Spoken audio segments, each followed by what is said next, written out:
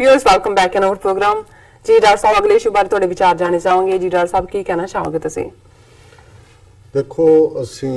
चिट्ठी ਸਿੰਘਪੁਰਾ ਚ 35 ਬੇਗੁਨਾਹ ਸਿੱਖ ਉਸ ਤੋਂ ਬਾਅਦ 15 ਕਸ਼ਮੀਰੀ ਮੁਸਲਮਾਨ ਨੌਜਵਾਨ ਔਰ ਆਮ ਸ਼ਹਿਰੀ जी ਉਹਨਾਂ ਦੇ ਕਿਵੇਂ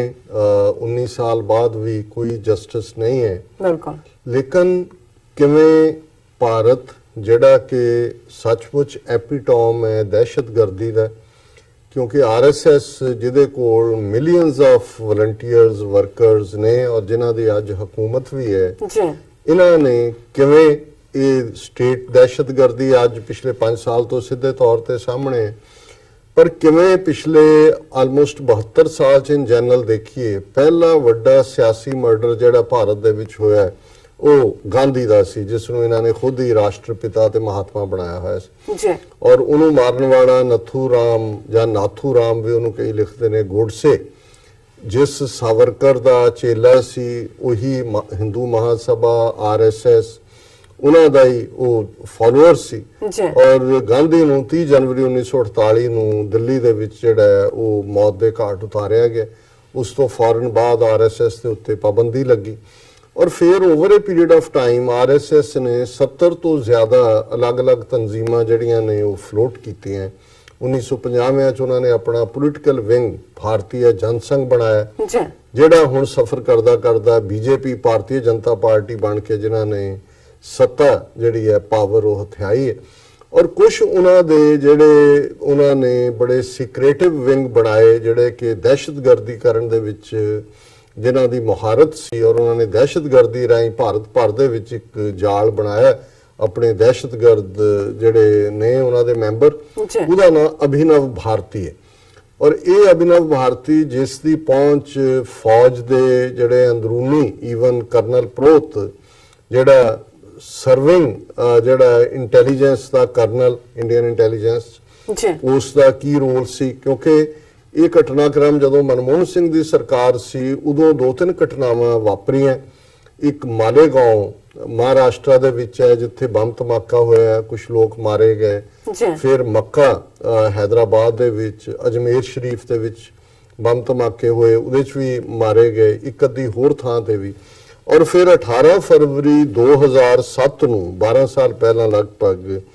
ਜਿਹੜੀ ਭਾਰਤ ਔਰ ਪਾਕਿਸਤਾਨ ਦੇ ਵਿੱਚ ਚੱਲਣ ਵਾਲੀ ਸਮਝੌਤਾ ਐਕਸਪ੍ਰੈਸ ਟ੍ਰੇਨ जी ਜਿਹੜੀ ਕਿ ਸਿਰਫ ਹਫ਼ਤੇ 'ਚ 2 ਦਿਨ ਚੱਲਦੀ ਸੀ, ਔਰ ਇਹ ਜਿਹੜੀ ਹੈ ਜਦੋਂ ਕਿ ਰਾਤ 11:45 ਵਜੇ ਦੇ ਕਰੀਬ ਦਿੱਲੀ ਤੋਂ ਕਰੀਬ 80 ਕਿਲੋਮੀਟਰ ਦੂਰ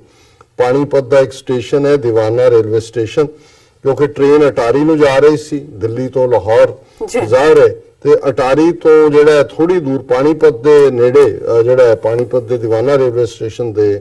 ਕੋਲ ਜਿਹੜਾ ਕਿ ਇੰਡੀਅਨ ਹਿੱਸੇ ਦਾ ਅਟਾਰੀ ਲਾਸਟ ਹੈ, ਪਰ ਇਹ ਪਾਣੀਪਤ ਦੇ ਕੋਲ ਹਰਿਆਣੇ 'ਚ ਇਸ ਦੇ ਵਿੱਚ ਜਿਹੜਾ ਉਹ ਬੰਬ ਧਮਾਕੇ ਹੋਏ, ਟ੍ਰੇਨ 'ਚ ਅੱਗ ਲੱਗ ਗਈ ਔਰ ਬੀਬੀਆਂ ਬੱਚਿਆਂ ਸਮੇਤ ਇਹਦੇ 'ਚ ਕੁੱਲ 68 ਲੋਕ ਮਾਰੇ ਗਏ ਸੀ ਤੇ 12 ਜ਼ਖਮੀ ਹੋਏ ਸੀ। जी ਉਹਨਾਂ 68 ਚੋਂ 44 ਜਿਹੜੇ ਨੇ ਉਹ ਪਾਕਿਸਤਾਨੀ ਸੀ। ਸੋ ਜ਼ਾਹਿਰ ਹੈ ਕਿ 44 ਸਿਟੀਜ਼ਨ ਜਿਹੜੇ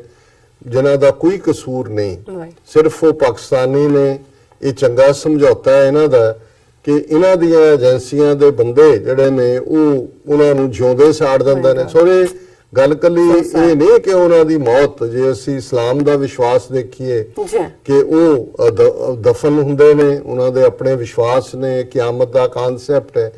ਜਿਉਂਦੇ ਸੜਨਾ, ਇਹ ਤਾਂ ਡਬਲੀ ਇੱਕ ਤਾਂ ਫਿਜ਼ੀਕਲ ਮੌਤ ਹੈ, ਜੀ। ਇੱਕ ਉਹਨਾਂ ਦੇ ਫੇਥ ਦੇ ਉੱਤੇ ਵੀ ਇਹ ਹਮਲਾ ਹੈ। ਲੇਕਿਨ ਇਹ ਜਦੋਂ ਕਿ ਡੈਲੀਬਰੇਟਲੀ ਜਿਵੇਂ ਇੱਕ ਆਰਐਸਐਸ ਦਾ ਆਈਡੀਆਲੋਗ ਪਿੱਛੇ ਕਹਿ ਰਿਹਾ ਸੀ ਬੰਗਲੌਰ 'ਚ, ਉਹਦੇ 'ਚ ਸੂਰਤ 'ਚ ਗੁਜਰਾਤ 'ਚ, ਕਿ ਜੀ ਤੁਸੀਂ ਕਹਿੰਦੇ ਹੋ ਦਹਿਸ਼ਤਗਰਦਾਂ ਦਾ ਕੋਈ ਧਰਮ ਨਹੀਂ ਹੁੰਦਾ, ਪਰ ਜਦੋਂ ਇਹ ਮਾਰੇ ਜਾਂਦੇ ਨੇ ਮੁਸਲਮਾਨ ਦਹਿਸ਼ਤਗਰਦ, ਇਹਨਾਂ ਨੂੰ ਬਰੀਅਲ ਕਿਉਂ ਦਿੰਦੇ ਹੋ? ਇਹਨਾਂ ਨੂੰ ਜਿਹੜਾ ਮਿਊਨਿਸਪਲ ਕਮੇਟੀ ਦੀ ਕੋੜਾ ਢੂਣ ਵਾਲੀਆਂ ਜਿਹੜੀਆਂ ਗੱਡੀਆਂ ਨੇ ਉਹਨਾਂ 'ਚ ਪਾ ਕੇ ਇਹਨਾਂ ਨੂੰ ਮਿੱਟੀ ਦਾ ਤੇਲ ਪਾ ਕੇ ਸਾੜ ਦਿਓ। ਸੋ ਮਤਲਬ ਇਹ ਹੈ ਕਿ ਵੀ ਉਹਦੇ 'ਚ ਵੀ ਉਹਨਾਂ ਦਾ ਜਿਹੜਾ ਪਾਰਟ ਹੈ ਉਹ ਸਰਵ ਹੁੰਦਾ ਹੈ ਕਿ ਵੀ ਕਿਵੇਂ ਉਹਨਾਂ ਦੀ ਹਿਊਮਿਲੇਸ਼ਨ ਕਰਨ ਦੀ ਲਾਈਨ ਵੀ। ਔਰ ਜ਼ਾਹਿਰ ਹੈ ਕਿ ਇਸ ਘਟਨਾ ਨੂੰ 12 ਸਾਲ ਬੀਤੇ ਔਰ ਇਹਦੇ 'ਚ ਜਿਹੜੇ ਲੋਕ ਇਨਵੋਲਵ ਸੀ, ਕਿਉਂਕਿ ਨੈਟਵਰਕ ਤਾਂ ਉਹੀ ਸੀ ਸਾਰਾ ਅਭਿਨਵ ਭਾਰਤ ਦਾ, ਜਿਹਦੇ 'ਚ ਕਰਨਲ ਪ੍ਰੋਤ ਵੀ ਇਨਵੋਲਵ ਸੀ ਔਰ ਇਹ ਸਾਰੇ, ਔਰ ਇਹ ਜਿਹੜਾ ਔਰ ਇਹਦੇ ਨਾਲ ਜੁੜਿਆ ਸੀ ਦੂਸਰਾ ਚੈਪਟਰ ਦੇਖਦੇ ਹਾਂ ਕਿ ਮਹਾਰਾਸ਼ਟਰ ਦੇ ਵਿੱਚ ਜਿਹੜਾ ਐਂਟੀ ਟੈਰਰ ਸੈੱਲ ਸੀ ਉਹਦਾ ਇੰਚਾਰਜ ਸੀ ਹਿਮੰਤ ਕਾਰਕਰੇ, ਜੀ ਇੱਕ ਮਰਾਠਾ ਨੌਜਵਾਨ ਪਰ ਆਪਣੀ ਡਿਊਟੀ ਦਾ ਪੱਕਾ। ਇਹ ਜ਼ਰੂਰੀ ਨਹੀਂ ਹੈ ਕਿ ਵੀ ਕੋਈ ਹਰ ਕੋਈ ਜਿਹੜਾ ਉਹ ਬੇਈਮਾਨ ਹੁੰਦਾ ਹੈ। ਕਈ ਲੋਕ ਭਾਵੇਂ ਉਹ ਆਪਣਾ ਕਿਸੇ ਵੀ ਥਾਂ ਤੇ ਹੋਣ, ਉਹਨਾਂ ਨੂੰ ਹੁੰਦਾ ਹੈ ਕਿ ਵੀ ਅਸੀਂ ਰਿਜ਼ਕੇ ਹਲਾਲ ਖਾਣੇ, ਅਸੀਂ ਜਿਸ ਕੰਮ ਦੇ ਉੱਤੇ ਉਹਨੇ ਜਦੋਂ ਕਿ ਇਹ ਮਾਲੇਗਾਂਵ ਧਮਾਕੇ ਹੋਏ, ਉਹਨੇ ਉਹ ਐਂਟੀ ਟੈਰਰ ਸੈੱਲ ਦਾ ਉਹਦੇ ਨਾਲ ਫਿਰ ਜਿਹੜੇ 2-3 ਉਹਦੇ ਟੀਮ ਦੇ ਮੈਂਬਰ ਸੀ ਉਹ ਵੀ ਬੜੇ ਇਮਾਨਦਾਰ ਨਿਸ਼ਠਾਵਾਨ ਅਸੀਂ ਕਹਿੰਦੇ ਆ ਆਪਣੇ ਜੌਬ ਦੇ, ਜੀ ਉਹਨੇ ਜਦੋਂ ਇਸ ਸਾਰੇ ਦੀ ਤਹਿਕੀਕਾਤ ਸ਼ੁਰੂ ਕੀਤੀ, ਹੁਣ ਹਾਲਾਂਕਿ ਇਹਨਾਂ ਨੇ ਜਾਲੀ ਜਿਹੀਆਂ ਜਥੇਬੰਦੀਆਂ ਇੰਡੀਆ ਦੇ ਮੁਸਲਮਾਨਾਂ ਦੇ ਨਾਂ ਦੇ ਉੱਤੇ ਹੀ ਬਣਾਈਆਂ ਹੋਈਆਂ ਨੇ ਜੀ, ਫਲਾਣੀ ਤਨਜ਼ੀਮ, ਤੇ ਉਹਨਾਂ ਤੋਂ ਜ਼ਿੰਮੇਵਾਰੀ ਲਵਾ ਦਿੰਦੇ ਨੇ ਅਖਬਾਰਾਂ 'ਚ। ਪਰ ਜਦੋਂ ਉਹਨੇ ਦੇਖਿਆ ਵੀ ਇਹ ਤਾਂ ਸਾਰਾ ਕੰਮ ਹੀ ਜਿਹੜੀਆਂ ਆਰਐਸਐਸ ਨਾਲ ਐਫੀਲੀਏਟਸ ਨੇ, ਇਨਵੈਸਟੀਗੇਸ਼ਨ ਉਧਰ ਨੂੰ ਜਾਂਦੀ ਹੈ ਜੀ। ਔਰ ਹੌਲੀ ਉਹਨੇ ਜਿਹੜਾ ਇਸ ਤੇ ਪਹੁੰਚ ਕਰ ਲਈ। ਕਰਨਲ ਪ੍ਰੋਤ ਜਿਹੜਾ ਸਰਵਿੰਗ ਕਰਨਲ ਸੀ ਇੰਟੈਲੀਜੈਂਸ ਦਾ, ਆਰਮੀ ਇੰਟੈਲੀਜੈਂਸ ਦਾ, ਉਹਨੂੰ ਚੁੱਕਿਆ ਔਰ ਸਾਰੀ ਗੱਲ ਹੀ ਸਾਹਮਣੇ ਆ ਗਈ ਕਿ ਵੀ ਇਹ ਤਾਂ ਕੰਮ ਹੀ ਆਰਐਸਐਸ ਦਾ। ਮਾਲੇਗਾਂਵ ਹੋਏ, ਅਜਮੇਰ ਸ਼ਰੀਫ ਹੋਏ, ਮੱਕਾ ਮੌਸਕ ਹੋਏ, ਔਰ ਉਸੇ ਪੀਰੀਅਡ ਦੇ ਵਿੱਚ ਹੀ ਅਸੀਂ ਦੇਖਦੇ ਹਾਂ ਕਿ ਮੁੰਬਈ ਬੰਬ ਧਮਾਕਿਆਂ ਦੀ ਆੜ ਦੇ ਵਿੱਚ, ਹਾਲਾਂ ਉਹਦੇ 'ਚ ਕੋਈ ਕਾਰਕਰੇ ਦਾ ਐਂਟੀ ਟੈਰਰ ਦਾ ਸੀ, ਇਹ ਆਮ ਦਾ ਕੰਮ ਹੈ, ਉਹਨੂੰ ਵਾਇਰਲੈਸ ਤੇ ਮੈਸੇਜ ਆਇਆ ਕਿ ਵੀ ਤੂੰ ਫਲਾਣੀ ਡਾਇਰੈਕਸ਼ਨ 'ਚ ਆ ਜਾ। ਹਾਲਾਂ ਜਿਸ ਡਾਇਰੈਕਸ਼ਨ ਸੀ ਉਹਦੇ 'ਚ ਕੋਈ ਫਾਇਰਿੰਗ ਦਾ ਕੁਝ ਨਹੀਂ ਸੀ ਹੋ ਰਿਹਾ, ਔਰ ਉੱਥੇ ਜਿਹੜਾ ਉਹਨਾਂ ਨੇ ਉਹਨੂੰ ਕਾਰਕਰੇ ਨੂੰ ਵੀ ਮਾਰ ਦਿੱਤਾ ਔਰ ਦੂਜਿਆਂ ਨੂੰ ਵੀ, ਔਰ ਸ਼ੋਅ ਇਹ ਕੀਤਾ ਕਿ ਜੀ ਉਹ ਉੱਥੇ ਦਹਿਸ਼ਤਗਰਦਾਂ ਦੇ ਮੁਕਾਬਲੇ ਲਈ ਪਹੁੰਚੇ ਸੀ ਔਰ ਉਹਨਾਂ ਨੂੰ ਮਾਰ ਦਿੱਤਾ। ਸੋ ਉਹਨਾਂ ਨੇ ਸਾਰੇ ਦਾ ਸਾਰਾ ਐਵੀਡੈਂਸ ਜਿਹੜਾ ਉਹ ਖਤਮ ਕਰ ਦਿੱਤਾ ਔਰ ਇਵੈਂਚੁਅਲੀ ਈਵਨ ਜਿਹੜੇ ਮਹਾਰਾਸ਼ਟਰ ਦੇ ਇੱਕ ਇੰਸਪੈਕਟਰ ਜਨਰਲ ਰਿਟਾਇਰ ਹੋਏ ਮਿਸਟਰ ਮੁਸ਼ਰਫ, ਉਹਨਾਂ ਨੇ ਕਿਤਾਬ ਲਿਖੀ ਹੈ ਹੂ ਕਿਲਡ ਕਾਰਕਰੇ, ਔਰ ਇਹ ਅਵੇਲੇਬਲ ਹੈ। ਮੈਂ ਜਿਹੜੇ ਵੀ ਸਾਡੇ ਵਿਊਅਰ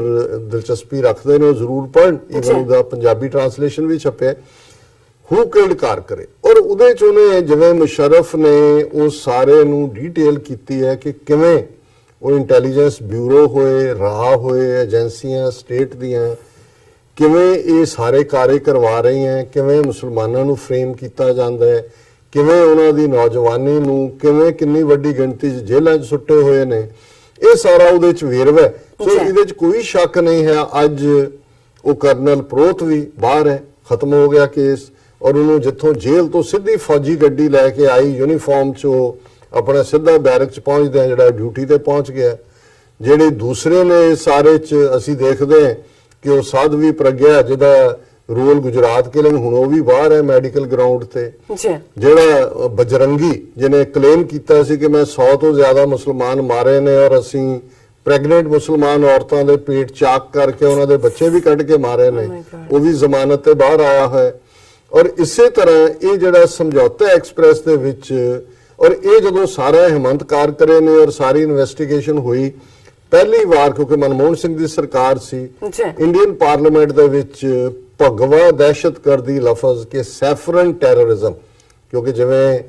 ਹੁਣ ਮੁਸਲਮਾਨਾਂ ਨੂੰ ਤਾਂ ਇਸਲਾਮਿਕ ਦਹਿਸ਼ਤਗਰਦੀ ਦੇ ਥੱਲੇ ਜੋੜ ਦਿੰਦੇ ਨੇ, ਸਿੱਖਾਂ ਨੂੰ ਸਿੱਖ ਟੈਰਰਿਸਟ ਬਣਾ ਦਿੰਦੇ ਨੇ, ਲੇਕਿਨ ਉਹਦੇ ਮਾਮਲੇ 'ਚ ਕੋਈ ਹਿੰਦੂ ਟੈਰਰਿਜ਼ਮ ਨਹੀਂ ਸੀ ਕਿਹਾ ਉਹਨੇ, ਚਿਦੰਬਰਮ ਨੇ ਜਾਂ ਜਿਹੜਾ ਵੀ ਸੀ।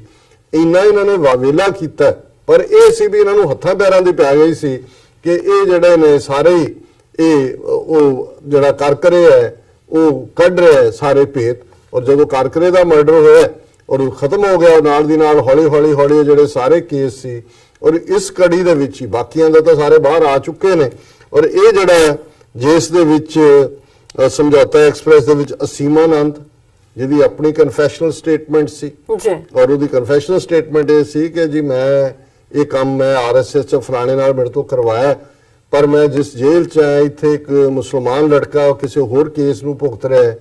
ਜਿਵੇਂ ਉਹਨੇ ਮੇਰੀ ਸੇਵਾ ਕੀਤੀ ਹੈ, ਜਿਵੇਂ ਉਹ ਇੱਕ ਇਮਾਨਦਾਰ ਹੈ, ਮੈਨੂੰ ਇਹ ਗੱਲ ਜਿਹੜੀ ਹੈ ਉਹ ਬਰਡਨ ਕਰ ਰਹੀ ਹੈ ਕਿ ਮੇਰੇ ਤੋਂ ਇੰਨਾ ਗੁਨਾਹ ਹੋਇਆ ਤੇ ਮੈਂ ਇਹਦਾ ਇਕਬਾਲ ਕਰਨਾ ਚਾਹੁੰਦਾ ਸੀ। ਇਹ ਉਹਦੀ ਇਕਬਾਲੀਆ ਸਟੇਟਮੈਂਟ ਮੀਡੀਆ 'ਚ ਵੀ, ਕੋਰਟਸ ਦੇ ਸਾਹਮਣੇ ਵੀ ਆਈ। ਕੁਝ ਸਮਾਂ ਬਾਅਦ ਫਿਰ ਇਹ ਉਦੋਂ ਪੀਰੀਅਡ ਸੀ, ਹਕੂਮਤ ਬਦਲੀ, ਇਹ ਆਇਆ, ਫਿਰ ਉਹਦਾ ਵੀ ਬਿਆਨ ਬਦਲ ਗਿਆ। ਹੁਣ ਅਸੀਮਾਨੰਦ ਵੀ ਬਰੀ ਔਰ ਉਸ ਦੇ ਨਾਲ ਜਿਹੜੇ ਨੇ 4 ਹੋਰ, ਲੋਕੇਸ਼ ਸ਼ਰਮਾ, ਕਮਲ ਚੌਹਾਨ, ਰਜਿੰਦਰ ਚੌਧਰੀ ਵੀ ਬਰੀ, ਜਿਹੜੇ ਕਿ ਇਸ ਸਾਰੇ ਦੇ ਲਈ ਸੀ। ਸੋ ਇਹ ਜਿਹੜੇ ਬੇਗੁਨਾਹ ਮਾਰੇ ਗਏ ਔਰ ਇਹਦੇ 'ਚ ਈਵਨ ਜਿਹੜੇ ਪਾਕਿਸਤਾਨ ਜਿਵੇਂ ਲਾਸਟ 2 ਦਿਨ ਪਹਿਲਾਂ ਆਇਆ ਕਿ ਰਾਹਿਲਾ ਵਕੀਲ ਜਿਨ੍ਹਾਂ ਦੇ ਫਾਦਰ ਇਸ ਦੇ ਵਿੱਚ ਮਾਰੇ ਗਏ ਸੀ ਕਿ ਉਹ ਗਵਾਹੀ ਦੇਣ ਆਉਣਾ ਚਾਹੁੰਦੀ ਹੈ, ਪਰ ਉਹਨਾਂ ਨੇ ਕਿਹਾ ਜੀ ਅਸੀਂ ਸੰਮਨ ਭੇਜਦੇ ਨੇ, ਪਰ ਉਹਨਾਂ ਨੇ ਕਿਹਾ ਜੀ ਕਿਸੇ ਨੂੰ ਕੋਈ ਸੰਮਨ ਨਹੀਂ ਮਿਲੇ। ਸੋ ਜ਼ਾਹਿਰ ਹੈ ਵੀ ਹੁਣ ਭਾਵੇਂ ਅੱਜ ਜਦੋਂ ਇਹ ਫੈਸਲਾ ਆਇਆ ਸਾਰੇ ਕੁਇਟ ਹੋ ਗਏ ਨੇ, ਪਾਕਿਸਤਾਨ ਦੀ ਫੋਰਨ ਮਿਨਿਸਟਰੀ ਦੇ ਵਿੱਚ ਇਹਨਾਂ ਨੂੰ ਤਲਬ ਕੀਤਾ, ਇੰਡੀਅਨ ਫੋਰਨ ਮਿਨਿਸਟਰੀ ਨੂੰ ਪ੍ਰੋਟੈਸਟ ਕੀਤਾ ਹੈ ਕਿ ਜੀ ਕੋਈ ਤੁਸੀਂ ਜਿਹੜਾ ਇਹਨਾਂ ਨੂੰ ਬਰੀ ਕਰ ਦਿੱਤਾ ਹੀ ਹੈ ਉਹ। ਪਰ ਮੈਂ ਜਿਵੇਂ ਅੱਗੇ ਵੀ ਕਿਹਾ 1-2 ਡਿਸਕਸ਼ਨਸ ਦੇ ਵਿੱਚ, ਮੈਂ ਸਮਝਦਾ ਵੀ ਇਹ ਪਾਕਿਸਤਾਨ ਦੀ ਅੱਜ ਅਸੀਂ 12 ਸਾਲ ਬਾਅਦ ਦੇਖ ਰਹੇ ਹਾਂ ਕਿ ਐਕੁਇਟਲ ਹੋ ਰਹੀ ਹੈ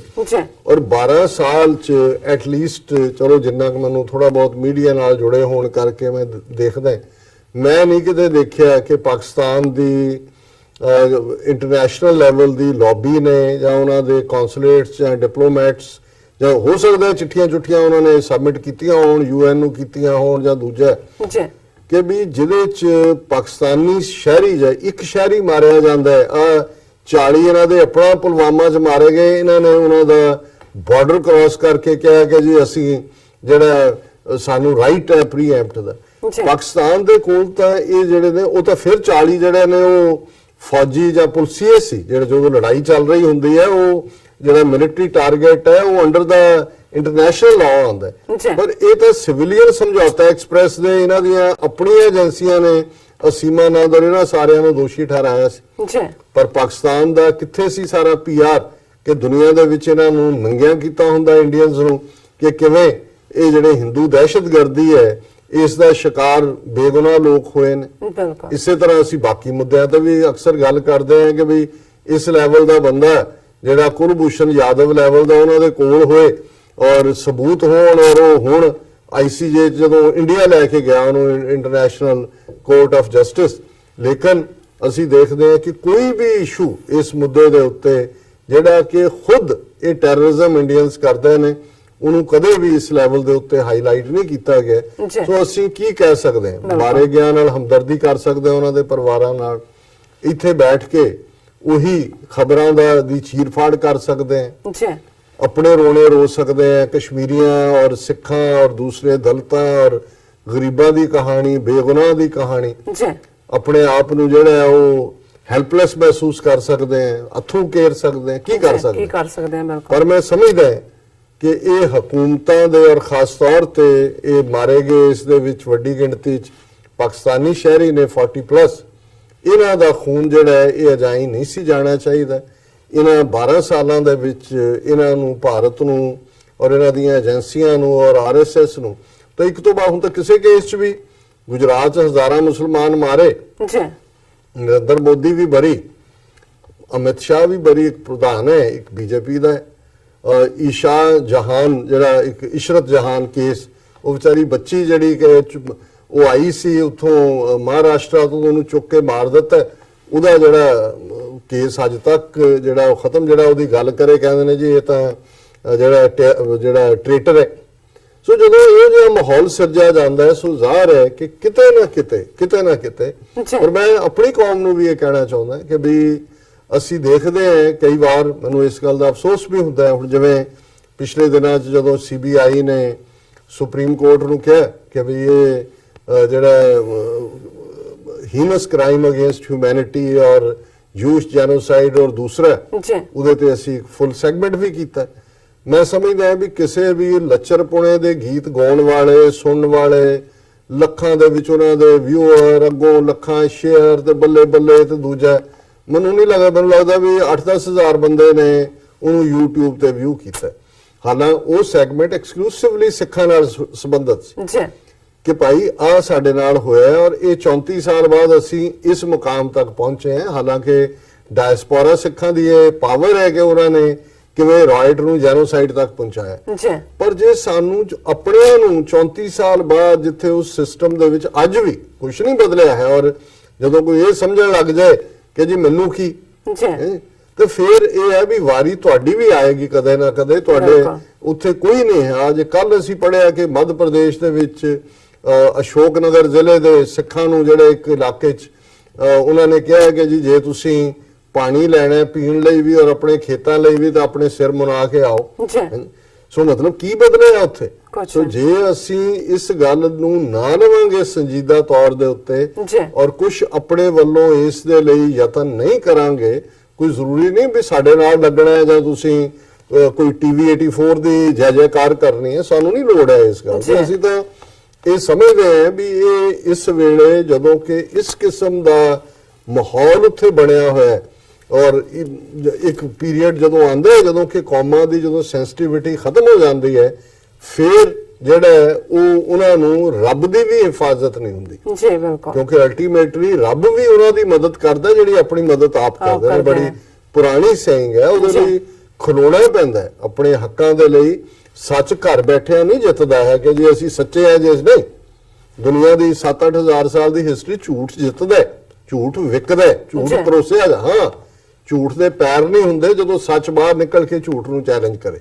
ਫਿਰ ਝੂਠ ਦੌੜਦਾ ਹੈ ਕਿਉਂਕਿ ਉਹਦੇ ਆਪਣੇ ਪੈਰ ਨਹੀਂ ਹੁੰਦੇ। ਸੋ ਅੱਜ ਵੀ ਜਦੋਂ ਅਸੀਂ ਮੈਂ ਦੇਖੀ ਖਬਰ ਸਵੇਰੇ ਉੱਠਦੇ ਆ, ਹਾਲਾਂ ਪਤਾ ਸੀ ਇਹੀ ਹੋਣਾ ਕਿ ਵੀ ਇਹ, ਔਰ ਦੂਜੇ ਪਾਸੇ ਉਹ 2019 ਦੀਆਂ ਚੋਣਾਂ ਵੇਲੇ ਆਪਣੇ ਸਾਰੇ ਜਿਹੜੇ ਕਿਲਰ ਗੈਂਗਸ ਨੇ ਉਹਨਾਂ ਨੂੰ ਵੀ ਮੈਸੇਜ ਦੇ ਦਿੱਤਾ ਉਹਨਾਂ ਨੇ ਕਿ ਡੋਂਟ ਵਰੀ, ਇੱਥੇ ਤੁਸੀਂ ਬੱਚੇ ਪੇਟ ਚਾਕ ਕਰਕੇ ਕੱਢ ਦਿਓ, ਔਰਤਾਂ ਨਾਲ ਗੈਂਗ ਰੇਪ ਕਰੋ, ਜਿਉਂਦੇ ਸਾੜ ਦਿਓ, ਗਲਾਂ 'ਚ ਟਾਇਰ ਪਾ ਦਿਓ, ਰੇਲ ਗੱਡੀਆਂ 'ਚ ਜਾਂਦੇ ਜਿਉਂਦੇ ਸਾੜ ਦਿਓ, ਤੁਹਾਨੂੰ ਇੱਥੋਂ ਦੀਆਂ ਅਦਾਲਤਾਂ ਕਦੇ ਨਹੀਂ ਕਹਿਣਗੀਆਂ ਕੁਝ ਵੀ, ਤੁਸੀਂ ਦੋਸ਼ੀ ਨਹੀਂ ਹੋਵੋਗੇ ਔਰ ਤੁਸੀਂ ਆਪਣਾ ਕੰਮ ਜਿਹੜਾ ਲੁੱਟੋ ਮਾਰੋ ਕੁੱਟੋ ਖਤਮ ਕਰੋ ਇਹਨਾਂ ਨੂੰ, ਇਹ ਤੁਹਾਨੂੰ ਜਿਹੜੀ ਹੈ ਖੁੱਲੀ ਛੁੱਟੀ ਹੈ। ਜੀ ਡਾਕਟਰ ਸਾਹਿਬ, ਤੁਹਾਡਾ ਬਹੁਤ ਬਹੁਤ ਸ਼ੁਕਰੀਆ। ਇੱਥੇ ਲੈਣੇ ਆਪਣੇ ਪੇਜ ਤੋਂ ਪਹਿਲਾਂ ਅਸੀਂ ਆਪਣੇ ਦਰਸ਼ਕਾਂ ਤੇ ਸਰੋਤਿਆਂ ਨੂੰ ਫਿਰ ਦੁਬਾਰਾ ਅਪੀਲ ਤੇ ਬੇਨਤੀ ਕਰਦੀ ਹਾਂ ਵੀਅਰਸ, ਜਿਸ ਤਰ੍ਹਾਂ ਕਿ ਤੁਸੀਂ ਜਾਣਦੇ ਹੋ ਕਿ ਟੀਵੀ 84 ਮਨੁੱਖੀ ਹੱਕਾਂ ਦਾ ਪਹਿਰੇਦਾਰ ਹੈ। ਟੀਵੀ 84 ਸਿੱਖਾਂ, ਕਸ਼ਮੀਰੀਆਂ ਅਤੇ ਭਾਰਤੀਆਂ ਨਾਰਥ ਈਸਟ ਸਟੇਟਾਂ ਦੇ ਲੋਕਾਂ ਦੇ ਸਵੈ ਨਿਰਣੇ ਦੇ ਹੱਕਾਂ ਦਾ ਹਾਮੀ ਹੈ। ਅਸੀਂ ਚਾਹਾਂਗੇ ਕਿ ਤੁਸੀਂ ਟੀਵੀ 84 ਦੀ ਵੱਧ ਤੋਂ ਵੱਧ ਮਾਈਕ ਸਹਾਇਤਾ ਕਰੋ। ਤੁਸੀਂ ਆਪਣੀ ਮਾਈਕ ਸਹਾਇਤਾ ਸਾਡੀ ਵੈਬਸਾਈਟ tv84.tv ਤੇ ਜਾ ਕੇ ਪੇਪਲ ਦੀ ਵਰਤੋਂ ਕਰਕੇ ਵਨ ਟਾਈਮ ਡੋਨੇਟ ਕਰ ਸਕਦੇ ਹੋ, ਮੰਥਲੀ ਡੋਨੇਟ ਵੀ ਕਰ ਸਕਦੇ ਹੋ। ਤੁਸੀਂ ਟੀਵੀ 84 ਦੇ ਨਾਮ ਤੇ ਚੈੱਕ ਬਣਾ ਕੇ ਸਾਨੂੰ ਮੇਲ ਵੀ ਕਰ ਸਕਦੇ ਹੋ ਸਾਡੇ ਇਸ ਪਤੇ ਤੇ 36-01 37th Avenue, ਲੌਂਗ ਆਈਲੈਂਡ ਸਿਟੀ, ਨਿਊਯਾਰਕ 11101 USA, ਜਾਂ ਫਿਰ ਤੁਸੀਂ ਸਾਨੂੰ ਫੋਨ ਰਾਹੀਂ ਵੀ ਸੰਪਰਕ ਕਰ ਸਕਦੇ ਹੋ ਸਾਡੇ ਫੋਨ ਨੰਬਰ ਤੇ 5164060694।